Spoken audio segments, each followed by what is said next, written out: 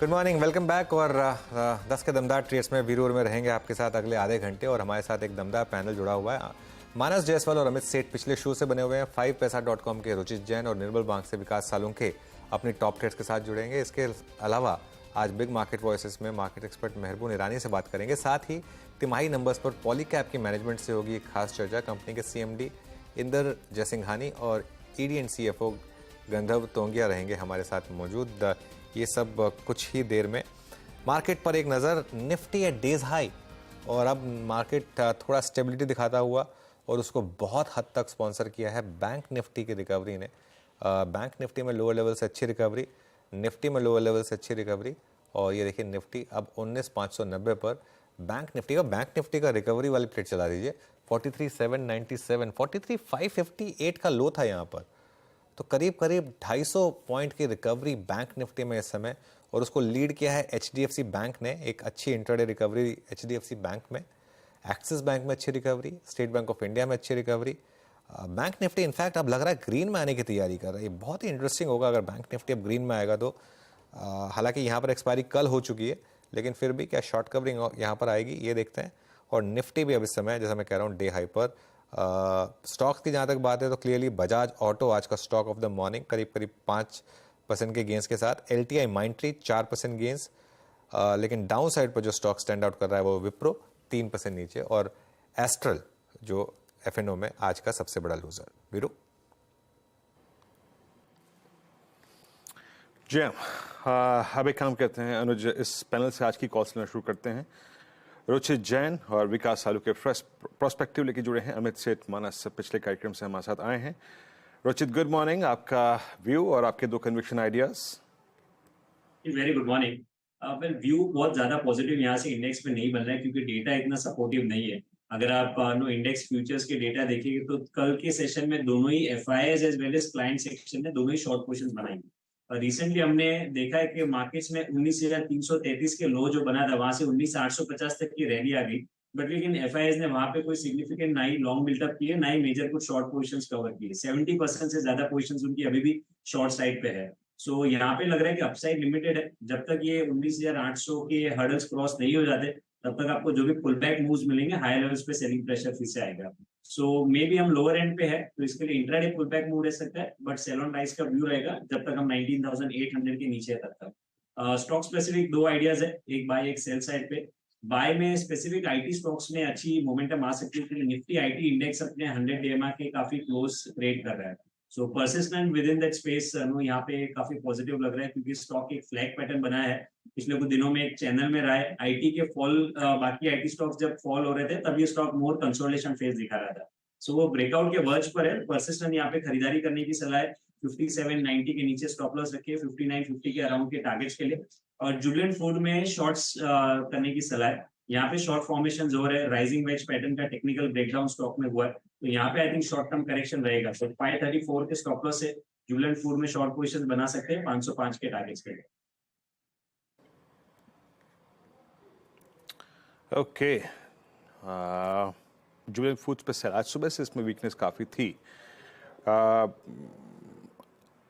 इस वक्त डे लो के जोन में आके ट्रेड करता हुआ ऑलमोस्ट ये। अमित आपके 2 ट्रेड्स करेंगे?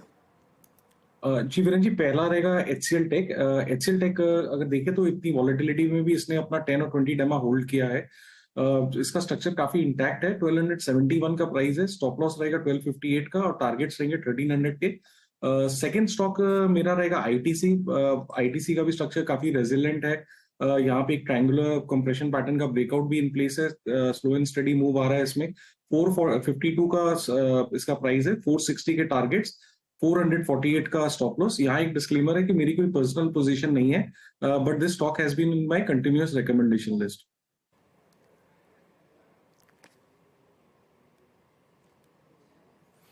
ओके, अमित सेठ जी का ट्रेड है ITC 460 का टारगेट। यहाँ पे मानस आपके 2 ट्रेड्स करेंगे?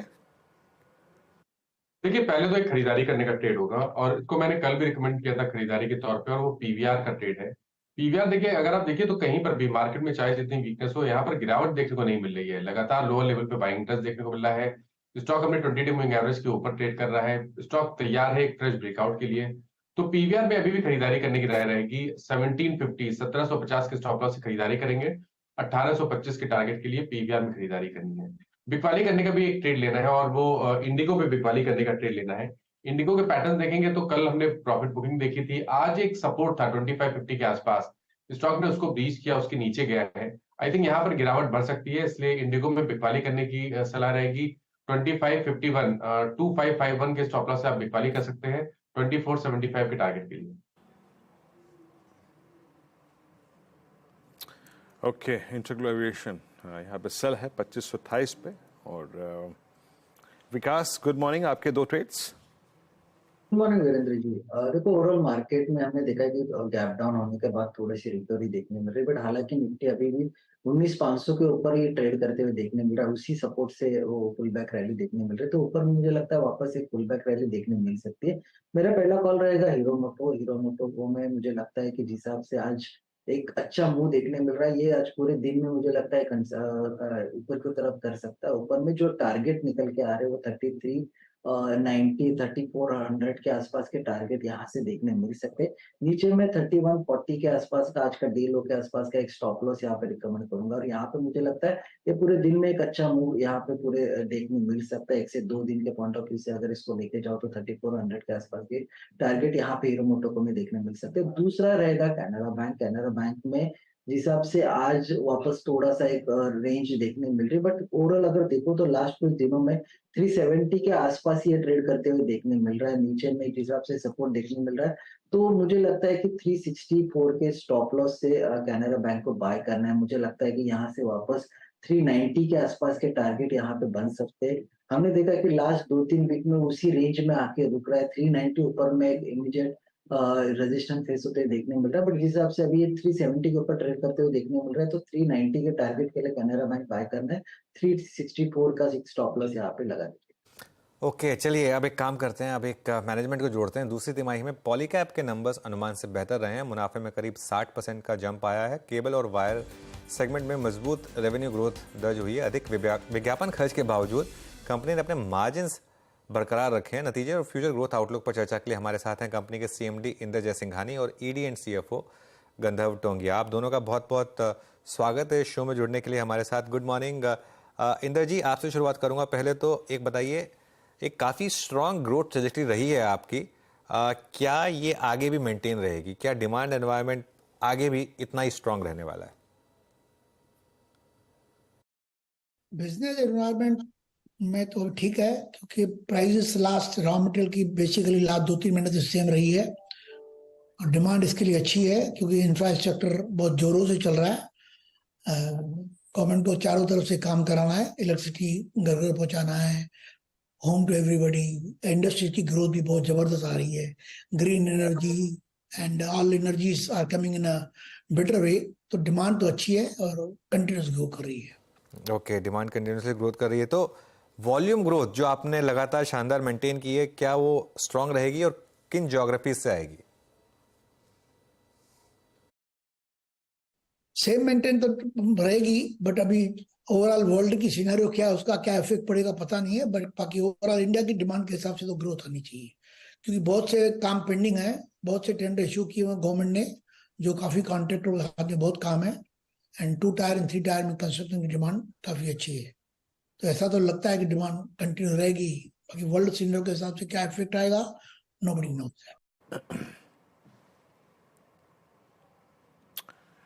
गंधर्व जी नमस्कार। ये जो मार्जिन्स की ट्रैजेक्टरी है सर, आपको क्या लगता है? जो कॉस्ट प्रेशर्स हैं उनको देखते हुए ये ट्रैजेक्टरी आगे भी मेंटेन रहेगी, या इसमें थोड़ा सा मतलब आप और रिलैक्सेशन देखते हैं, या फिर स्क्यूज होगी ये थोड़ी सी? आपने देखा होगा हमारे इस तिमाही में जो प्रॉफिटेबिलिटी है वो आज तक की सबसे अच्छी प्रॉफिटेबिलिटी है। हमने लगभग 4,200 करोड़ का कुल कारोबार किया है और प्रॉफिट आफ्टर टैक्स लगभग 430 करोड़ का था। जहाँ तक केबल एंड वायर बिजनेस की बात है, वहाँ पे हम 11 से 13% एबिटा मार्जिन में काम करते रहे हैं। हमें लगता है कि ये और इसके सिमिलर रेंज में आगे भी काम करते रहेंगे। जो हमारा दूसरा बिजनेस है FMEG, वहाँ पे थोड़ी सॉफ्टनेस अभी भी बनी हुई है।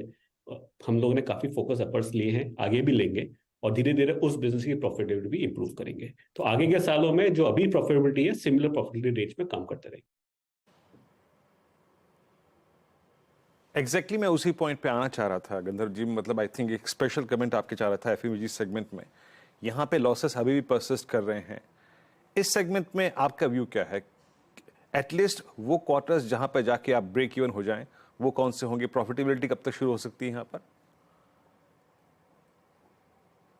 एफएमईजी में थोड़ा स्केल का डिसएडवांटेज है। हमारे पास में सारे एनेबलर्स हैं, सारी कैपेबिलिटीज हैं जिसकी कॉस्ट इंकर हो रही है। हम लोग इकलौती कंपनी है जहाँ पे सब कुछ मेक इन इंडिया है। Almost everything is getting manufactured with in the company, with in India. तो वो सारी कॉस्ट अभी इंकर हो रही है। जैसे जैसे स्किल बेनिफिट मिलेगा वैसे वैसे प्रॉफिट इंप्रूव होगी। दूसरी चीज है, प्रीमियमाइजेशन पे काम करना चालू किया है, इंश्योर करना चालू किया है कि हर प्राइस पॉइंट्स पे हमारे प्रोडक्ट अवेलेबल हो। जैसे जैसे ये इम्प्लीमेंट होता जाएगा धीरे धीरे उससे भी प्रॉफिट में इंप्रूवमेंट आएगा। तीसरी बात है कि जो एडवर्टाइजमेंट पब्लिसिटी पे काम करना होता है B2C बिजनेसेस के लिए, उस पर हमने अब काम करना चालू किया है। इस तिमाही में हमारा लोगो रिफ्रेश किया गया है, ब्रांड रिफ्रेश किया गया है, उस पर इन्वेस्टमेंट करना चालू कर दिया है, तो उसका भी बेनिफिट मिलेगा। ओके, तो प्रीमियमाइजेशन पर इतना फोकस क्यों है? गंधर्व जी, गुड मॉर्निंग आपका। हम सारे प्राइस पॉइंट्स पर काम करना चाहते हैं। कुछ एक प्रोडक्ट्स में प्रीमियम भी काफी अच्छी ग्रोथ ट्रेजेक्टरी रखता है, तो वहां पे भी काम करेंगे। जो कॉस्ट कॉन्शियस सेगमेंट है वहां पे भी काम करेंगे। जैसे आपको याद होगा हमने एटीरा करके एक ब्रांड लॉन्च किया है जो एंट्री सेगमेंट लेवल पर है, जो कॉस्ट कॉन्शियस मार्केट के लिए है, रूरल मार्केट के लिए। जहाँ पे वायर भी इंट्रोड्यूस किया, फैन भी इंट्रोड्यूस किया। तो जो मीडियम रेंज है वहां पे भी काम कर रहे हैं, लो रेंज है वहां पे भी काम कर रहे हैं, और मीडियम से ऊपर वाली रेंज पे भी काम कर रहे हैं, सब पे काम कर रहे हैं। ओके, अच्छा इंद्र जी, वापस आ रहा हूँ आपके पास। एक और सवाल दोबारा पूछ रहा हूँ आपसे। डिमांड रिटेल और एंटरप्राइज में कैसी है, और खास तौर से किन ज्योग्राफीज में ज्यादा बेटर है? डिमांड तो ऑल ओवर इंडिया अच्छी है।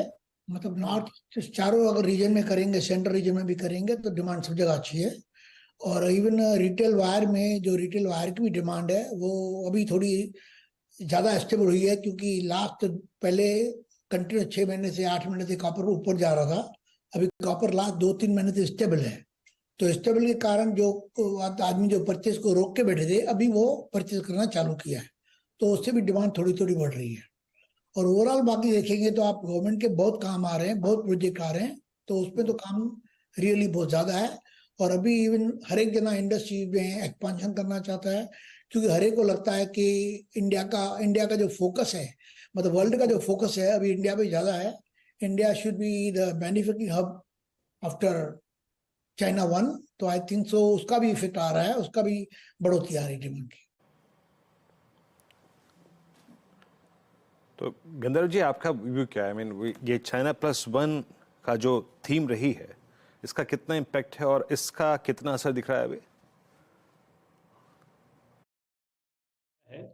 चाइना सबसे बड़ा एक्सपोर्टर है केबल एंड वायर इंडस्ट्री का, और यूएस सबसे बड़ा इंपोर्टर है। हमारा एक्सपोर्ट बिजनेस जो 5-7 साल पहले 2-3% हुआ करता है टॉप लाइन का, अब लगभग 8 से 10% के बीच में चल रहा है, और एक्सपोर्ट बिजनेस में ग्रोथ भी अच्छी आ रही है। तो China Plus 1 हमारी इंडस्ट्री के लिए, कंट्री के लिए और कंपनी के लिए, तीनों के लिए अच्छा दिख रहा है। तो गंधर्व जी, अगर मैं आपसे कहूं कि अगले कुछ वर्षों के लिए, कुछ क्वार्टर्स के लिए अगर आपको एक रोड मैप तैयार करना हो कि रेवेन्यू और वॉल्यूम्स के टारगेट आपने क्या तय किए हैं और क्या ट्रेजेक्टरी रहेगी कुछ? पिछली बार जब मिले थे मैंने बात किया था प्रोजेक्ट लीप के बारे में। हम BCG के साथ में एक ट्रांसफॉर्मेशन प्रोग्राम पे काम कर रहे हैं। ये काम हमने लगभग 2021 में चालू किया था। उस समय हमारा एनुअल कारोबार 9,000 करोड़ के आसपास हुआ करता था। हमने उस समय सोचा कि अगले 5 साल में, वित्तीय वर्ष 2026 तक, हम 20,000 करोड़ का टॉप लाइन अचीव करना चाहेंगे। 2 साल बाद FY23 में हमारा टॉप लाइन लगभग 14,000 करोड़ था। इस साल के पहले 6 महीने में हमारा टॉप लाइन लगभग 8,000 करोड़ के आसपास है। हमें लगता है 20,000 करोड़ हम आराम से FY26 में अचीव कर पाएंगे। ये भी हो सकता है कि हम FY26 से पहले ही वो अचीव कर लें। नहीं, लेकिन इस रेट से तो FY25 में लग रहा है आप 20,000 करोड़ पे पहुंच जाएंगे। कोशिश करेंगे, मेहनत करते रहेंगे सर। ओके, बिल्कुल, ऑल द बेस्ट आप दोनों को और पॉलीकैब अच्छे नंबर से। एक छोटा सा ब्रेक लेंगे, उसके बाद लौटते हैं और मेहरबून ईरानी से एक खास बातचीत करेंगे। Welcome back. Big market voices में आज हमारे साथ चर्चा के लिए जुड़े हैं मार्केट एक्सपर्ट मेहरबून ईरानी। मेहरबून जी, गुड मॉर्निंग। क्या मूड बन रहा है मार्केट को लेकर? क्योंकि एक लग रहा था कि शायद थोड़ी कॉम्प्लेसेंसी आ रही है, मार्केट ने एक शेक ऑफ किया उसको, फिर अब ये पूरा इजराइल वॉर उसके बाद भी मार्केट गिरा नहीं, लेकिन पिछले 2 दिन में थोड़ा मूड माहौल फिर बिगड़ा है। क्या व्यू बन रहा है आपका? I think Anuj ji, number one के ये कॉर्पोरेट रिजल्ट्स जो आ रहे हैं, आई think more or less in line with expectations, so वहाँ पे कोई बड़ा पॉजिटिव ट्रिगर नहीं है। दूसरी बात है कि I think let's be honest, except the fact. और आपको भी लगता होगा, मुझे भी लगता है, सारे लोगों को लगता है पिछले 1-2-3 महीने से कि नेगेटिव्स बढ़ते जा रहे हैं। बट जैसे मैं हमेशा कहते आ रहा हूँ, आई थिंक लोगों को बेचना नहीं है शेयर। सोचते मैं बेचूंगा, थोड़ा हल्का होऊंगा, कैश पे बैठूंगा, प्रॉफिट अच्छा हुआ है पिछले 6 महीने में, लेकिन सुबह होता है फिर से आप सोचते हैं आज नया क्या लेना है। और ये रेजिलियंस जो रिटेल इन्वेस्टर्स का है, मैंने पिछले 30 साल के अनुभव में मार्केट में ये देखा नहीं, इतना बड़ा रेजिलियंस। आई थिंक 4-5 दिन FI का सेलिंग होता था, रिटेल इन्वेस्टर्स हल्के होते थे, अभी तो किसी को कुछ परवाह नहीं है। तो डर है, आई थिंक डर काफ़ी बात का है। US बॉन्ड यील्ड बोलो, इन्फ्लेशन बोलो, इंटरेस्ट रेट्स बोलो, करेंसी फैक्टर बोलो, I think geopolitical, Russia Ukraine था, अभी मिडिल ईस्ट का नॉनसेंस चालू हो गया है, कितने कंट्री ऐड होंगे पता नहीं है। आई थिंक और बाद में भी 15-20-25 दिन के बाद इलेक्शन का शोर होगा, एक्स्ट्रापोलेट करेंगे लोग। I think despite all this negatives, people are not selling and according to me that is keeping the markets for. अगर आप मुझे पूछो तो I think this is the time where frontline stocks, जिसमें काफ़ी कुछ हुआ नहीं है, that has become more of a defensive bat, क्योंकि वैल्यूएशंस सस्ते नहीं है। तो ज़्यादा में ज़्यादा डाउन साइड लिमिटेड होगा। आप डिफेंसिव अगर आपको रहना है तो फ्रंट लाइन स्टॉक्स ले सकते हो। और एक्शन अभी भी मुझे लगता है रहेगा ब्रॉडर मार्केट में।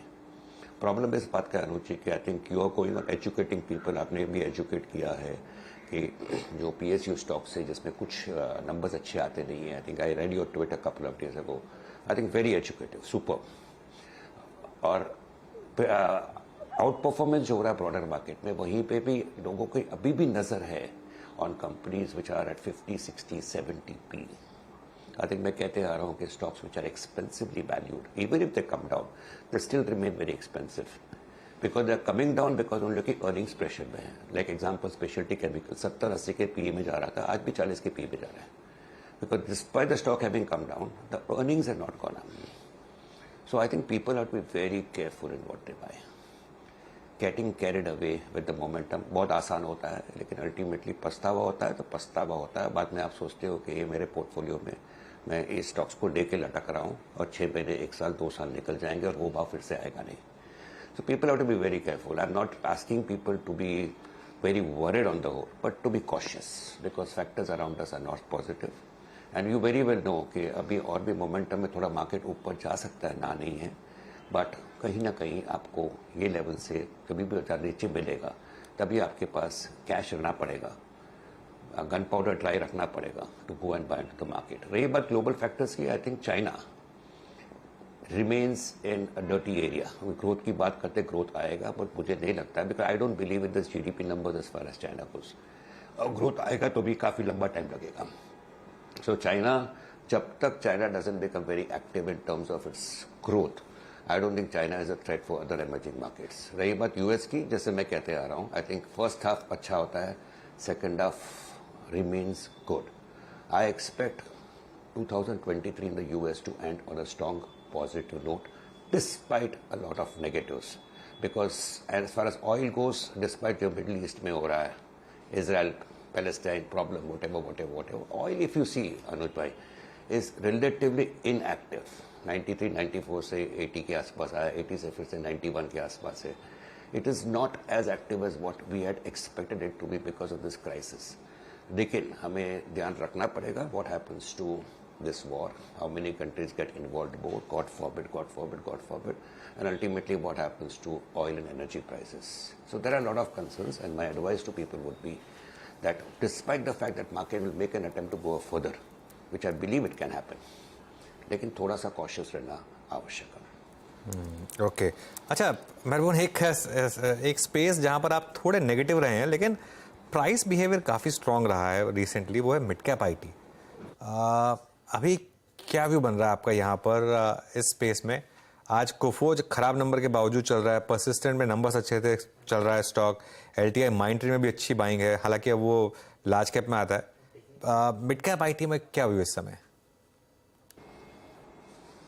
सर मैं कहूँगा कि relatively I think they have performed well. Online with expectations possibly yes, because हमें ये भी ध्यान में रखना चाहिए कि mid cap IT has not reacted that badly, they have all come down, but आज भी वैल्यूएशंस में दे आर क्वाइट रिच। तो मैं कहूँगा while the results are good as of now 5%, 10%, 15% increase in numbers, does it really justify the valuations? आप जब invest करते हो आज के लेवल में तो आप क्या सोच के करते हो? डाउनसाइड प्रोटेक्ट करना है आपको कि आपको अपसाइड में गेन करना है? सो अपसाइड ट्रिगर्स के लिए आई थिंक ये आर्टिफिशियल इंटेलिजेंस की जो स्टोरी, एआई की जो स्टोरी है, I personally feel there is too much of optimism on that particular front. IT में मैं नेगेटिव था, आज भी मैं सोचता हूँ कि there is no major positive trigger, but कहीं पर एक अपॉर्चुनिटी बनकर आएगा ही आएगा। बिकॉज अगेन जैसे मैंने कहा अभी, फ्रंटलाइन आईटी स्टॉक्स, विप्रो के numbers disappointment, Infosys, TCS low excitement, लेकिन आज ये लेवल से डाउनसाइड लिमिटेड है।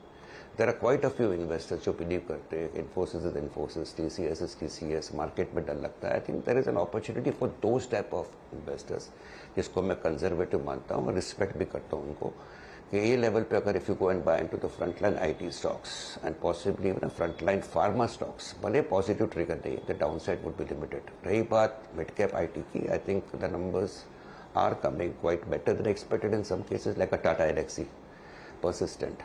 But ये level पर क्या मुझे जाके buy करना चाहिए? What is the outlook on them? When the outlook is not too positive, I think valuation देखिए, valuations are still quite rich. So they will make you feel nice. रात को नींद अच्छी आएगी कि ठीक है मेरे पास persistent है, L&T में entry है, Tata Elxsi, other good quality stocks. But what have they done for the last 6, 9, 10 months? They are not given you any returns. और आउटलुक भी इतना ज़्यादा मुझे पॉजिटिव दिखता नहीं है 1 or 2 क्वार्टर्स के लिए। तो what is the hurry for me to go and buy into them? That is the way I am looking at them right now. Okay Mehboob ji, ये कोई फ्रेश बाइंग का प्रोस्पेक्टिव नहीं है, लेकिन पूछ रहा हूँ आपसे, इसका आपका इस स्पेस पे कन्विक्शन कैसा है? आपने बजाज ऑटो के नंबर्स को देखा, Hero MotoCorp quarterly high पे ट्रेड कर रहा है, टीवीएस मोटर लगभग पिछले 3 वर्षों से स्ट्रॉन्ग मूव दे रहा है। आपका टू व्हीलर पे कन्विक्शन है अभी भी? मतलब जो व्यूअर्स ये इंटरेक्शन सुन रहे हैं उनके लिए क्या व्यू है आपका? यहाँ पे प्रॉफिट्स को कुछ में कैश कन्वर्ट करें या फिर कंटिन्यू करें होल्ड करना, जिस प्रकार के नंबर्स थे? आई थिंक आपने कहा टू व्हीलर स्पेस की बात की, तो आई थिंक परसों से हम सुनते आ रहे हैं, आप कहते आ रहे हो कि two wheelers ultimately depend on rural demand. और वो एफएमसीजी कंपनीज हो या टू व्हीलर्स कंपनी हो, अगर रूरल डिमांड पे आप डिपेंड करते हो तो ध्यान में रखना चाहिए कि 4 स्टेट में इलेक्शन आ रहे हैं, 4 से 5 स्टेट में इलेक्शन आ रहे हैं। So there is going to be spending and it is going to lead to a little bit of increase in rural income, consumption increase हो सकती है। So it may be a positive for even an FMCG stock here and there. Coming to two wheelers, I think वहाँ पे भी एक positive हो सकता है। और जो नाम आपने दिए उसमें मैं कहूँगा Bajaj Auto would be my prime solid bet. I think जब भी कोई पूछता है, मुझे मेरा पर्सनल व्यू पूछता है, तो मैं हमेशा कहता हूँ कि I will not be surprise over the next 3, 4, 5 years this could be closer to even 10,000 rupees as a stock. So I think this is a stock which investors should, if they are having it, continue to hold on. अगर नहीं है तो think of buying at some point of time, जहाँ पे भी market थोड़ा ढीला लगता है, आपको थोड़ा सा रिएक्शन आ रहा है, तभी go and buy into it and just forget about it. ये मेरा पर्सनल मानना है, I could go wrong. Personally भी ये स्टॉक को मैं ओन करता हूँ। रही बात टीवीएस की, I think the numbers are good, but कहीं पर I feel that all this positives which we have seen in TVS is somewhere built into the price. Otherwise two wheelers except for this 2 names, TVS a little expensive, Bajaj Auto supreme. I think I'm not too keen to look at any other names in this frontline two-wheeler segment.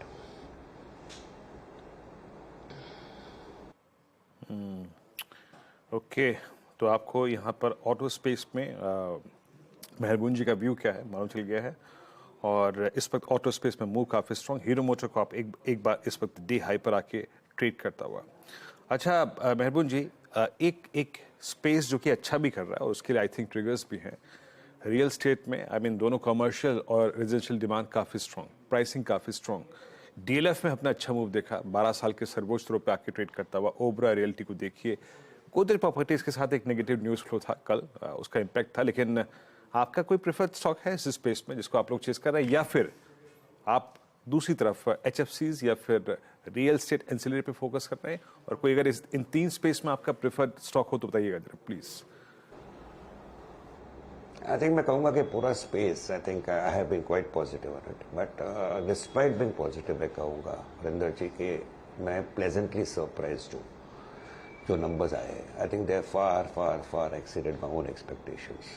Prestige हो, पूर्वन कराओ, कोई भी real estate company का देखो, I think the numbers with they are announcing are brilliant. So should I buy fresh into them? अगर market में डर लग रहा है, मुझे ध्यान में रखना चाहिए the stocks have gone up.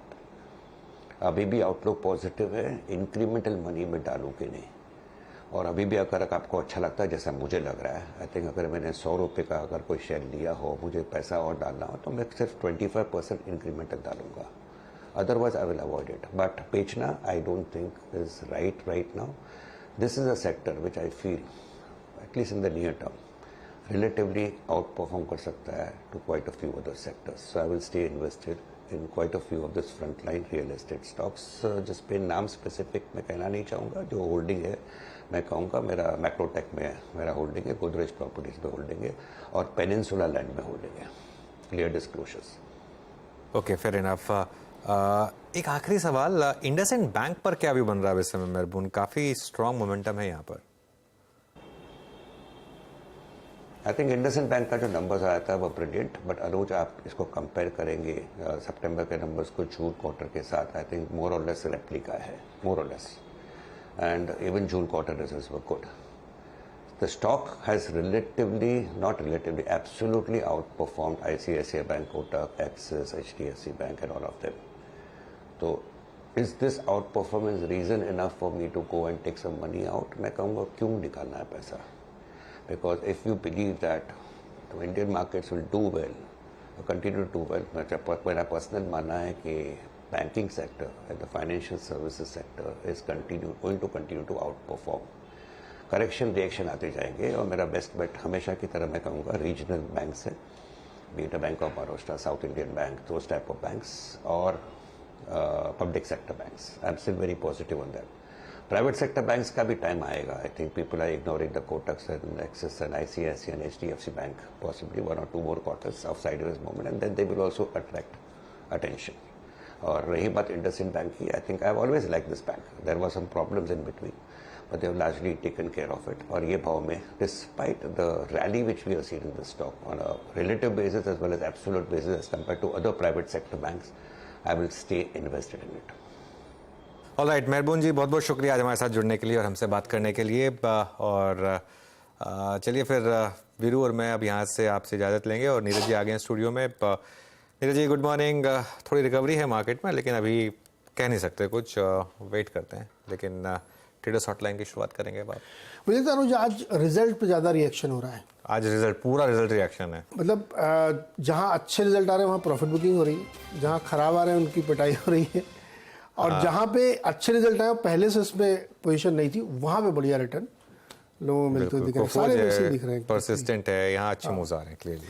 और इस बार का मैंने देखा इस क्वार्टर में अब तक 3-4 ट्रेडिंग कंपनीज के रिजल्ट आए हैं. एंजल, आईएफएल फाइनेंस, ऐसे सब के रिजल्ट बहुत अच्छे और बहुत बेहतरीन है. और कोफोर्ज का सरप्राइज है कि कोफोर्ज में इस तरह के नंबर के बावजूद स्टॉक में बढ़िया तेजी बनती हुई दिख रही है. तो चलिए हम लोग शुरुआत करते हैं. अभी भी मार्केट रिकवरी के मोड में है और एडवांस डिक्लाइन में एडवांस की संख्या धीरे धीरे बढ़ रही है.